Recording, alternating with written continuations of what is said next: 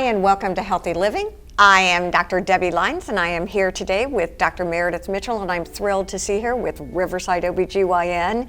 I tell you what, one of the founding fathers of this practice, and congratulations on that. Oh, thank you. Lots of time has gone by, hasn't it? Yes, it has been over 7 years. I can't believe it, and she is a Beaufort native, so it's kind of fun for us to catch up, and I have to say a little personal. My son and Dr. Mitchell went to school together. Yes, and it's been so fun to be able to work with him as a radiologist here in town. It's absolutely wonderful. Today I'm really excited about talking about some innovations and procedures that you all do within your practice that really aid the patient. Can we talk a little bit about robotics, if you Yes, absolutely.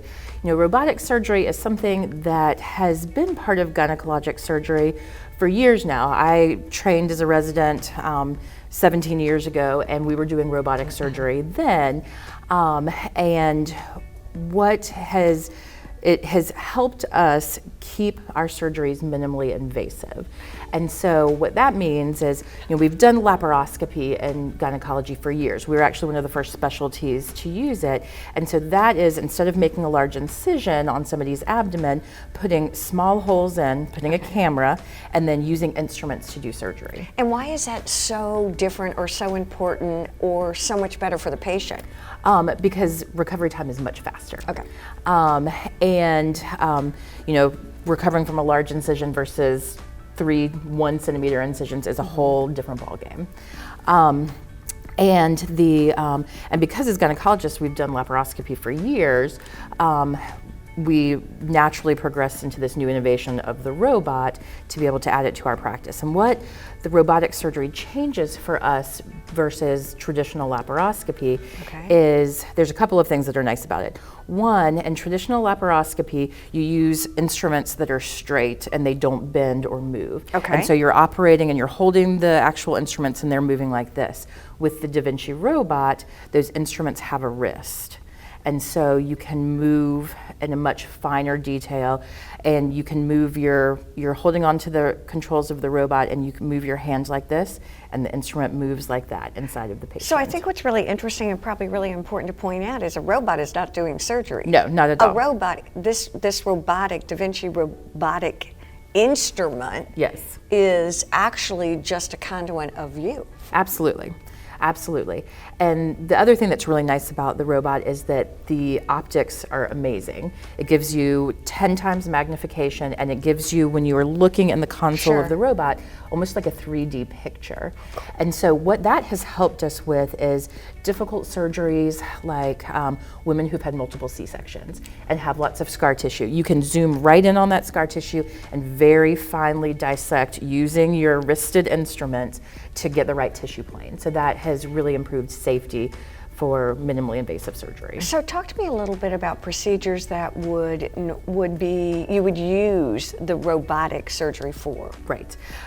So we do most of our hysterectomies robotically. You really? Gosh, I was the old school of like 6 weeks before you could do anything. Yes, and I've had people go back to work at 1 or 2 weeks after a robotic hysterectomy. I mean, that is amazing. Yes. So that has been helpful there. So we do our hysterectomies with that, and we're able to do more complex hysterectomies with lots of scar tissue. Hysterectomies where the uterus has a lot of fibroids and so is not shaped normally, and you need more versatility with your instruments to be able to get into the right angles and tissue planes. Like, that has been a game changer for that too. Wow. So we use it for that.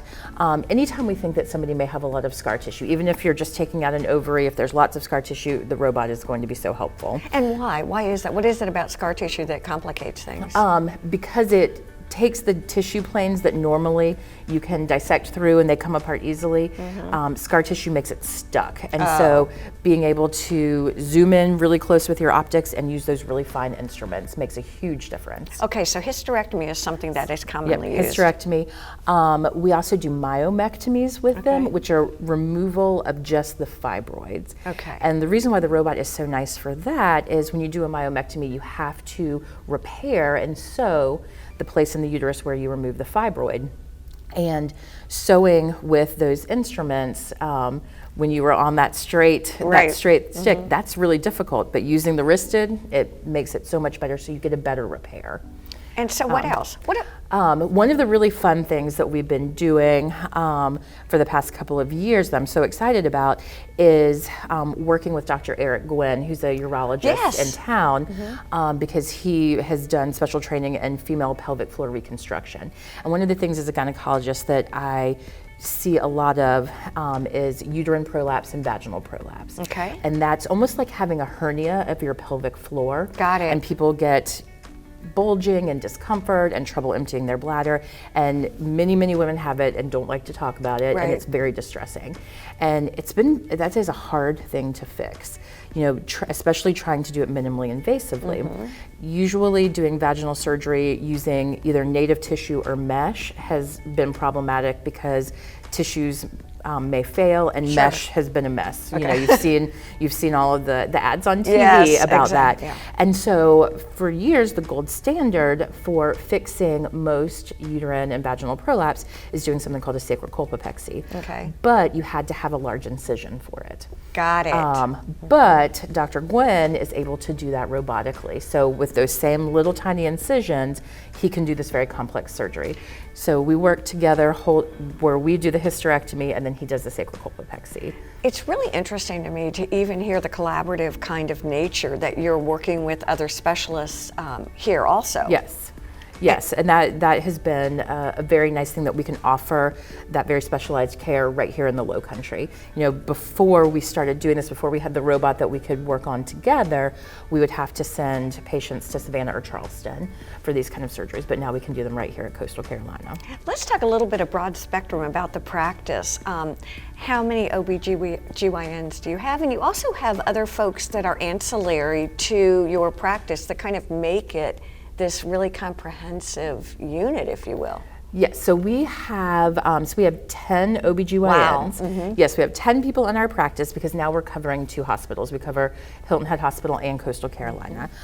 2 of those docs only work in the hospital, and then the other 8 of us are in the office.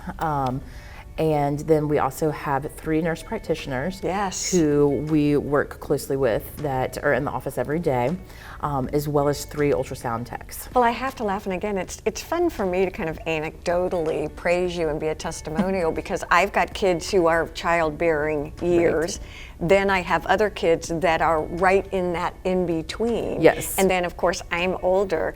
And it's so funny because we all have our, you know, Riverside story to tell about the incredible docs. And well, that is such a nice compliment because we really do love taking care of women in all stages of their lives. We're not just baby doctors. No.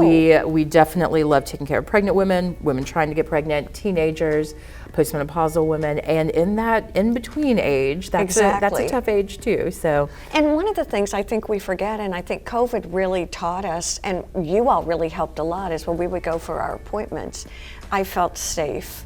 And it was just the encouragement of don't miss out on these important screenings, on these, and that was you all telling us. Yes. Get out there. Yes. Yep. You still got to do it.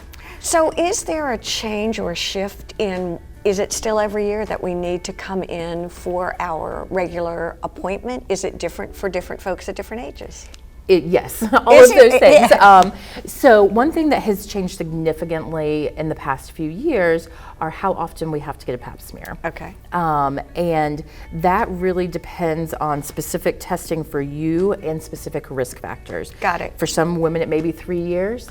For some women, it still needs to be every year. Okay. And so that is something that you need to specifically talk about with your doctor. I mean, it's going to be tough to teach we 67-year-olds that we can't come in every year. Well, we 43-year-olds still like to do that too. Exactly. So it's like it's all about safety. I feel like even if you don't get a pap smear, there's always value to a women's health exam. There's breast exam. Absolutely. There's talking about vulvar and sexual health. Correct. Bladder health, and just making sure that you are getting your correct screenings for your age. I mean, it's really important. And again, I think one of the things that you said that we may not even think about as important, and it really is the safety factor of coming to you and having a safe place to share some of the things that maybe aren't easy to talk about. Yes. And I think that just opens up, I mean, we could do 4 or 5 different shows on that. Yes. Because I think that is one of the huge values that you all offer. Yes, So- we do spend a lot of time on that. We really appreciate your time. It's really great to talk with you. And we want to continue to have you back, Dr. Mitchell, and all of your cohorts, because I think there's a lot of interesting things we can at least open up a discussion about. So again, Absolutely. thank you. Thank you for joining us here on Healthy Living. Thank you so much.